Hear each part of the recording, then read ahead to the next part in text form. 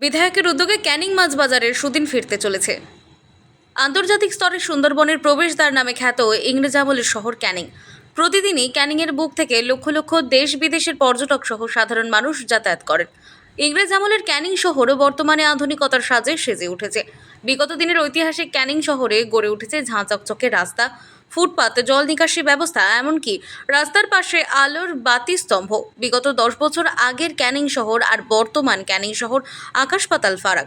বেড়েছে যানবাহন, জনসংখ্যাও। তৈরি হয়েছে আধুনিক মানের bus stand, BDO office, SDO office, stadium, Matrima হাসপাতাল, বিনোদন পার্ক, সাধারণের যাতায়াতের জন্য ফুটপাত, আধুনিক মানের শৌচালয়।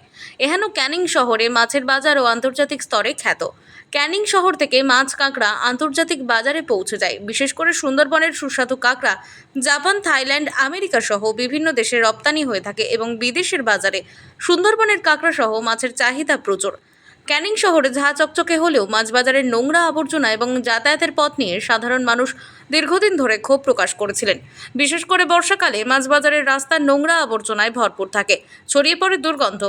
এক কথায় মাছ বাজারের রাস্তা জঞ্জালের স্তূপ কিংবা ময়লা আবর্জনার ভ্যাট বললেও কম বলা হবে। ক্যানিং মাছ বাজার সম্পর্কিত এমন তথ্য পৌঁছয় ক্যানিং পশ্চিমের বিধায়ক পরেশরাম দাসের কাছে। ক্যানিংয়ের নামে কালিমালিপ্ত হোক, এমনটা যাতে না হয় তার জন্য বিধায়ক এবং মাতলা 1 নম্বর গ্রাম পঞ্চায়েত এমন ঘটনায় নড়েচড়ে বসে। শুরু হয়েছে আধুনিক মানের মাছের বাজার গড়ে তোলার কাজ। ইতিমধ্যে জেসিবি দিয়ে ময়লা আবর্জনা পরিষ্কার করা হয়েছে। মাছ বাজারে যাতায়াতের জন্য তৈরি হবে ঝাঁ চকচকে রাস্তা, তৈরি হবে আধুনিক মানের জল নিকাশি ব্যবস্থা। ক্যানিং পশ্চিমের বিধায়ক পরেশরাম দাস জানিয়েছেন, ক্যানিং মাছ বাজার অত্যন্ত জঘন্য এবং যাতায়াতের রাস্তা ময়লা আবর্জনায় ভরপুর। এটা অতি সত্যি কথা। তবে ইতিমধ্যে 1 কোটি টাকা বরাদ্দ হয়েছে, কাজ চলছে। মাছের বাজারে যাতায়াতের জন্য ঝাঁ চকচকে রাস্তা তৈরি হবে। এছাড়াও মাতলা 1 গ্রাম পঞ্চায়েতের জল নিকাশির জন্য আধুনিক মানের ড্রেন তৈরির কাজ করবে। এছাড়াও বাজার এলাকায় বেশ কিছু দোকান তৈরি হবে, সেগুলো টেন্ডার দেওয়া হবে। তা থেকে যেটা আয় হবে, সে আয়ের টাকা মাতলা 1 পঞ্চায়েতের উন্নয়নের কাজে ব্যয় করা হবে। ব্রিটিশ আমলের ক্যানিং শহর আজকের ব্যাপক উন্নয়ন ঘটেছে। এমন পরিস্থিতিতে ক্যানিং মাছ বাজার সংলগ্ন রাস্তাটা ব্যাপক জঞ্জালে পরিপূর্ণ। সাধারণ মানুষ অভিযোগ করছে যে ব্রিটিশ আমলের ক্যানিং বর্তমানে উন্নয়ন হলেও কিন্তু তার পিছনে কলঙ্ক রয়েছে। কি বলবেন? তো এটা বাস্তব যে ওই রাস্তাটা অত্যন্ত খারাপ অবস্থায় আছে। এর আগে আমি ওটা টেন্ডার করে একটা কংক্রিটের ঢালাই রাস্তা করেছিলাম।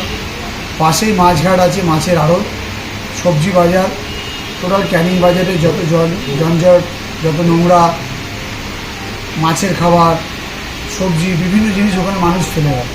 তার জন্য আমরা 1 কোটি টাকার টেন্ডার করে আমরা SWM একটা করছি, সেটা কাজ চলছে। আগামী দিন ক্যানিংয়ের মানুষের ময়লা ফেলার জায়গা নিয়ে আর কোনো সমস্যা থাকবে না। দ্বিতীয় নম্বর যে রাস্তাটা আছে, এই রাস্তাটা আমরা 20 লক্ষ টাকা টেন্ডার করেছি। টেন্ডার করে এই রাস্তাটা পুরোপুরি ঝাঁ চকচকে পেপার ব্লক করছি এবং তার পাশে আমরা একটা কানেক্টিং ড্রেনও করছি, মাতলামান গ্রাম পঞ্চায়েতের মাধ্যমে করছি। আমরা ফিনান্স থেকে কিছু দোকান করেছি ওখানটা। সেই দোকানের যে কোনো দোকানগুলো হচ্ছে ফিনান্স সরকারি, সেখান থেকে আমরা মাতলামান গ্রাম পঞ্চায়েতে কিছু মানুষকে লিজ দেবো এবং সেখান থেকে আর্ন হবে, গ্রাম পঞ্চায়েতে উন্নয়ন হবে। আশা করি পুজোর পর যে জায়গাটার কথা বলছেন, ঝাঁ চকচকে রাস্তা, ড্রেন এবং সবটাই লিখে দেবে।